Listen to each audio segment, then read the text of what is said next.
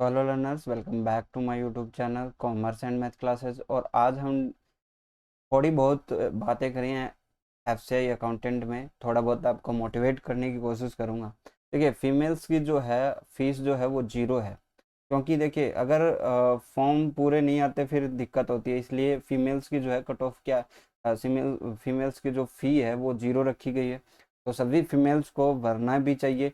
जब आपकी बात आती है अकाउंटिंग की, अगर अकाउंट में आप थोड़ी बहुत भी तैयारी कर रहे हो तो आपको ये फॉर्म ज़रूर भरना चाहिए, क्योंकि देखिए अकाउंट के जो सब्जेक्ट हैं वो तो आपके आने ही है।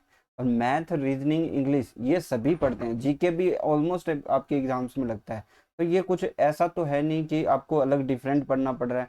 अगर आरपीएससी या फिर कोई भी जेवीएनएल में भी जाओगे तो आप लोगों को पता है कि आप लोगों को क्या पढ़ना पड़ेगा। इंग्लिश भी पढ़नी पड़ेगी, रीजनिंग भी पढ़नी पड़ेगी, मैथ भी पढ़नी पड़ेगी।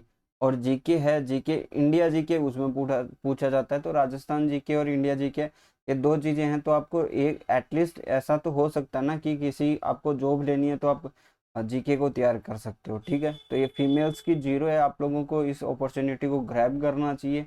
हाँ देखिए, ट्राई करना तो बनता है। ट्राई नहीं करोगे तो आपको कैसे पता चलेगा। आप ओनली देखिए, अगर आपके पास कॉमर्स और आप अकाउंट के बेस पे आप एकदम सिलेक्शन नहीं ले सकते। अकाउंट वो फैक्टर है जो आपको सिलेक्शन दिलाता है, वो फैक्टर नहीं है जिसके बेस पे आप सिलेक्शन ओनली सिलेक्शन लेना चाहते हो। क्योंकि देखिए अगर आप मेंस में जाओगे तो मेंस में आपका अकाउंट्स मेन है, वो आपको 120 मार्क्स में आपको सिलेक्शन दिलाता है। क्यों? क्योंकि इसकी कट ऑफ 140-50 के पास जाती है। तो अगर वहाँ से आप 100 भी नंबर निकालते हो अकाउंट्स में तो ईजी है।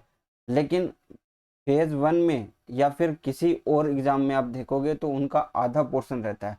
तो आधे के लिए आपको पढ़ना ही पड़ेगा।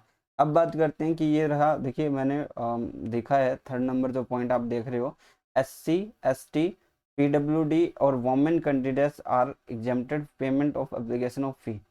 तो आप ये सोचिए कि SC की कट ऑफ और ST की कट ऑफ तो वैसे ही कम जाती है। तो आपको फिर फॉर्म भरने में जा क्या रहा है। और फीमेल्स हैं तो फिर तो और ही बढ़िया, दोनों की कट ऑफ भी कम जाती है। तो एटलीस्ट आपको एक फॉर्म सबमिट करना बनता है। ठीक है, मैं अकाउंटेंट की बात कर रहा हूँ, वहाँ पे आपका कंपटीशन कम है। डिपो के अंदर हो सकता है कि ज़्यादा कंपटीशन मिले आपको। अब मैं आपको दिखाता हूँ सैलरी स्लिप, क्योंकि देखिए काफ़ी सारे स्टूडेंट है, अलग अलग तरीके का मोटिवेशन होता है अलग अलग।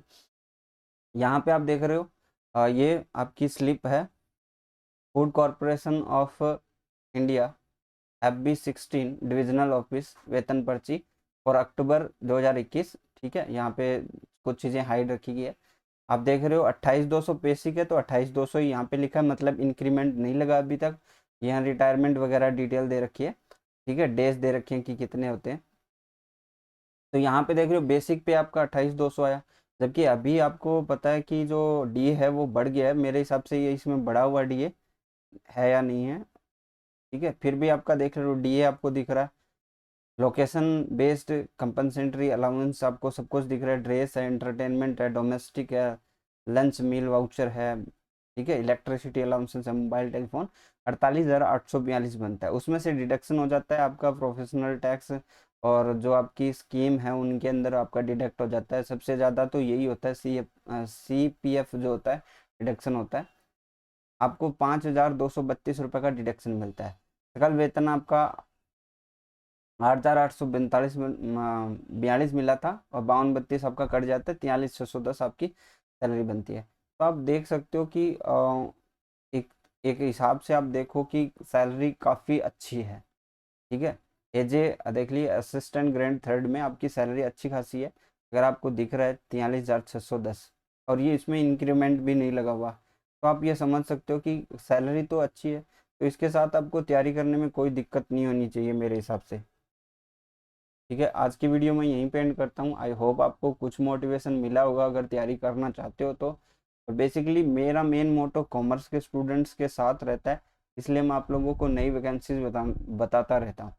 क्योंकि देखिए अगर नई वैकेंसी, जब तक हमारे पास प्रत्यक्ष रूप में वो जो वैकेंसी है हम उसको फॉलो करते हैं, हम उसको नहीं फॉलो कर सकते कि जो आएगी या फिर आ सकती है। जैसे आएगी तो संगणक भी है ना। तो अगर आपको अकाउंट में कोई रुचि नहीं है तो संगणक के लिए तैयारी करो, ये कन्फर्म आएगी।